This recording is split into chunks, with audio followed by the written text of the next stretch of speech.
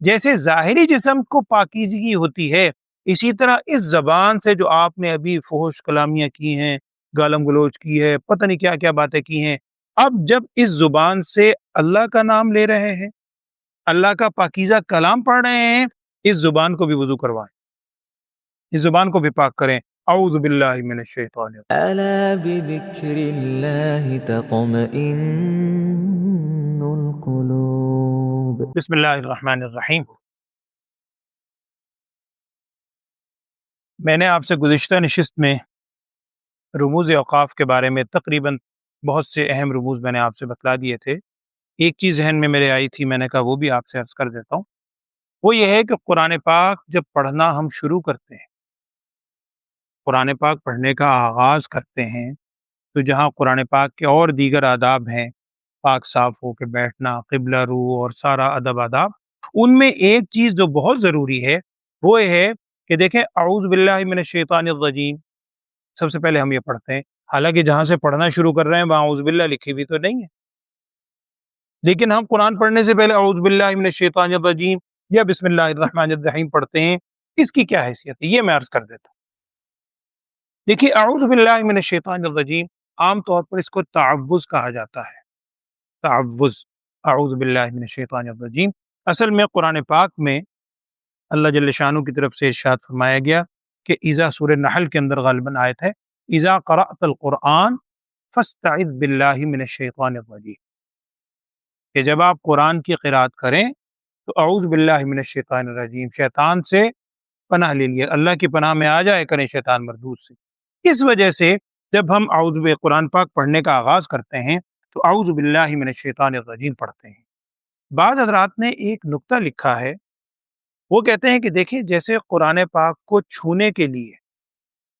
ہمیں جسم کو پاک کرنا ضروری ہے، ہمارا جسم ناپاک ہے، عربی کی کتاب اٹھا سکتے ہیں، قرآن کو ہاتھ نہیں لگا سکتے، لا یمسہ الا المطہرون،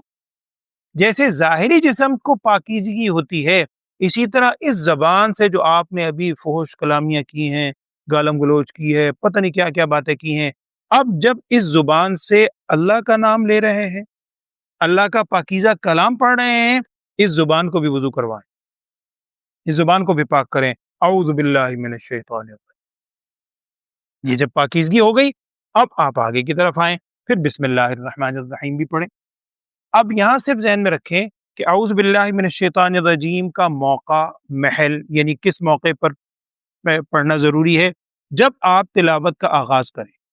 ابھی میں نے آپ سے آیت عرض کی اذا قرأت القرآن فاستعذ باللہ من الشیطان الرجیم، اور بسم اللہ الرحمن الرحیم کا موقع کیا ہے؟ جب آپ سورت کا آغاز کریں، سورت کے آغاز پہ بسم اللہ الرحمن الرحیم پڑھنا ضروری ہے، اور تلاوت کے آغاز پہ اعوذ باللہ من الشیطان الرجیم پڑھنا ضروری ہے۔ اب یہاں تین صورتیں بنتی ہیں، مختصراً میں آپ سے عرض کر دیتا ہوں۔ ایک صورت تو یہ ہے کہ آپ نے جہاں سے تلاوت کا آغاز کیا، فرض کریں آپ نے قرآن پاک اٹھایا، آپ نے پڑھا اعوذ باللہ من الشیطان الرجیم بسم اللہ الرحمن الرحیم الرحمن علم القرآن خلق الانسان، یعنی جہاں سے پڑھنا شروع کر رہے ہیں وہاں سے تلاوت بھی شروع ہو رہی ہے اور سورت بھی شروع ہو رہی ہے، تو اعوذ باللہ پڑھنا بھی ضروری چونکہ تلاوت کا آغاز ہے، اس کا موقع آ گیا، اور بسم اللہ پڑھنا بھی ضروری چونکہ سورت کا بھی آغاز ہے۔ ایک صورت تو یہ ہے۔ دوسری صورت یہ ہوتی ہے کہ آپ تلاوت کا آغاز کریں سورت کے درمیان سے، فرض کریں آپ نے ایک سپارہ پڑھ لیا، اٹھا کے قرآن پاک رکھ دیا، اگلے دن آپ نے قرآن پاک اٹھایا اعوذ باللہ من الشیطان الرجیم بسم اللہ الرحمن الرحیم سیقول السفہاء من الناس ما ولاھم عن قبلتہم التی کانوا علیہا۔ اب یہاں سے تلاوت کو تو آپ کی آغاز ہو رہا ہے، سورت کا آغاز نہیں ہو رہا، تو یہاں اعوذ باللہ کا موقع تو ہے چونکہ تلاوت کا آغاز ہے، تو اعوذ باللہ من الشیطان الرجیم پڑھنا تو ضروری ہے، لیکن بسم اللہ الرحمن الرحیم بھی پڑھنی چاہیے، اگرچہ فرض کے درجے میں نہیں ہے، اس لیے کہ حدیث میں آپ صلی اللہ علیہ وسلم نے ارشاد فرمایا تھا کہ ہر باعزت کام کل امر ذی بال لم یبدأ بسم اللہ کے لفظ بھی ہیں، لم یبدأ بحمد اللہ کے لفظ بھی، جو بھی بسم اللہ کے بغیر کام شروع کیا جائے وہ نامکمل رہتا ہے، مکمل نہیں ہوتا وہ۔ تو قرآن کی یعنی تلاوت سے زیادہ باعزت ذیشان کام کون سا ہو سکتا ہے؟ تو بسم اللہ بھی پڑھیں۔ اب ایک صورت تو ہو گئی، میں پھر عرض کرتا ہوں، ایک صورت تو ہے ابتدائے تلاوت، ابتدائے صورت، اس میں دونوں ضروری ہے، ٹھیک ہو گیا۔ دوسری صورت یہ ہے ابتدائے تلاوت درمیان صورت، جیسے ابھی میں نے مثال دی، دوسرا پارہ، تیسرا پارہ، اس میں اعوذ باللہ تو ضروری ہے، لیکن بسم اللہ بھی پڑھنی چاہیے، احتیاط کریں، لیکن اگر رہ جائے تو کوئی حرج نہیں۔ تیسری صورت یہ ہے کہ ابتدائے صورت درمیان تلاوت، یہ تو تھی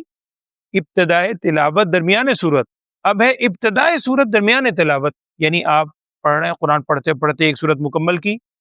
پھر اگلی صورت پڑھنا شروع کر دی، اب وہاں سے تلاوت کا آغاز تو نہیں، تلاوت کا آغاز تو پیچھے سے ہوا آ رہا، آپ نے اسی میں ایک صورت ختم کر کے دوسری پڑھ لی، پھر تیسری پڑھ لی، پھر چوتھی پڑھ لی، خاص طور پر چھوٹی چھوٹی صورتیں، اب وہاں تلاوت کا آغاز نہیں ہے، سورت کی ابتدا ہے تلاوت کے درمیان میں، تو وہاں آپ صرف بسم اللہ الرحمن الرحیم پڑھیں۔ البتہ تمام صورتوں میں ایک صورت ہے، آپ جانتے ہیں سورۃ توبہ، اس کے شروع میں بسم اللہ الرحمن الرحیم نہیں پڑھنی۔ کس صورت میں نہیں پڑھنی؟ دو صورتوں میں۔ کیا مطلب؟ اگر آپ سورۃ توبہ سے تلاوت کا آغاز کریں، اعوذ باللہ من الشیطان الرجیم، اب بسم اللہ نہیں پڑھیں گے، براءۃ من اللہ ورسولہ الذین عاہدتم من المشرکین، سارا پڑھیں گے، یعنی تلاوت کا آغاز ہے اور سورت کا بھی آغاز ہے، لیکن بسم اللہ نہیں پڑھیں گے۔ دوسری صورت یہ ہے کہ آپ سورہ انفال پڑھتے پڑھتے آئے ہیں، آخری آیت پڑھی اور سورہ توبہ شروع کر رہے ہیں، تب بھی بسم اللہ نہیں پڑھیں گے۔ اور یہ سورہ توبہ تقریباً ایک پارے کی ہے پوری، 10ویں پارے کے کوارٹر سے شروع ہوتی ہے، 11ویں پارے کے کوارٹر پہ ختم ہوتی ہے۔ اب آپ نے اگر سورہ توبہ کے درمیان میں 2-3 رکوع پڑھے اور قرآن پاک رکھ دیا، فرض کریں 10واں پارہ مکمل کر دیا، اگلے دن آپ 11واں پارے سے شروع کر رہے ہیں، اب ہے سورہ توبہ، لیکن سورہ توبہ کا آغاز نہیں ہے، سورہ توبہ کا مڈ ہے، درمیان ہے۔ اب چونکہ سورہ شروع نہیں ہو رہی، سورہ توبہ کے آغاز میں بسم اللہ نہیں پڑھنی، لیکن درمیان سے اگر آپ پڑھیں گے تو وہی جیسے میں نے نمبر 1 بیان کیا، اعوذ باللہ من الشیطان الرجیم، بسم اللہ الرحمن الرحیم، یعتذرون الیکم اذا رجعتم، اور آخری بات یہ ہے اگر کوئی غلطی سے سورہ توبہ کے شروع میں بسم اللہ پڑھ لے، اسے ایک صاحب پوچھنے لگے، کہنے لگے کہ جی اگر کوئی غلطی سے بسم اللہ پڑھ لے تو میں نے کہا اس سورت کا نام کیا ہے؟ کہنے لگے توبہ، میں نے کہا توبہ کرو توبہ کرے کہ ایک چیز منقول نہیں ہے، ایک چیز منقول نہیں ہے، آپ نے کیوں پڑھی؟ اب یہ بسم اللہ کیوں نہیں لکھی گئی، یہ بھی ایک لمبی بحث ہے، علمی بحث ہے، لیکن اس کا عام فہم جواب یہ ہے، انہی صاحب سے وہ کوئی پوچھ لگے کہ جی یہ سورہ توبہ کے شروع میں بسم اللہ کیوں نہیں پڑھتے؟ میں نے کہا جی آپ پہلے یہ بتائیں کہ باقی 113 صورتوں کے شروع میں بسم اللہ کیوں پڑھتے ہیں؟ آپ پڑھنے کی وجہ بتائیں، میں نہ پڑھنے کی بتاؤں۔ کہنے لگے جی پڑھنے کی وجہ وہاں لکھی ہوئی ہے، میں نے کہا بس یہاں نہیں لکھی ہوئی، وہاں تو لکھی ہے پڑھتے ہیں، یہاں نہیں لکھی نہیں پڑھتے۔ اب اگر آپ کہتے ہیں کہ کیوں نہیں لکھی، میں کہتا ہوں وہاں کیوں لکھی ہے، یہ تو اللہ جل شانہ کی طرف سے ہے۔ میں عرض کر رہا ہوں اس کی علمی بحث جوابات علماء نے دیے ہیں، لیکن عام عوام کے لیے یہی ہے کہ جہاں بسم اللہ الرحمن الرحیم نہیں لکھی وہاں بسم اللہ نہ پڑھیں۔ تو یہ میں نے چند باتیں اب اعوذ باللہ بسم اللہ کے حوالے سے بھی عرض کر دیں، یہ ساری باتیں ظاہری بات ہے، علمی ایک چیز ہے، عوام کے لیے مختصراً میں نے چند باتیں عرض کی ہیں۔ اللہ تعالی ہمیں قرآن سے صحیح محبت اور قرآن کو خلوص محبت سے پڑھنے کی اور اس پہ عمل کرنے کی توفیق دے، آمین۔ وآخر دعوانا الحمدللہ رب العالمین۔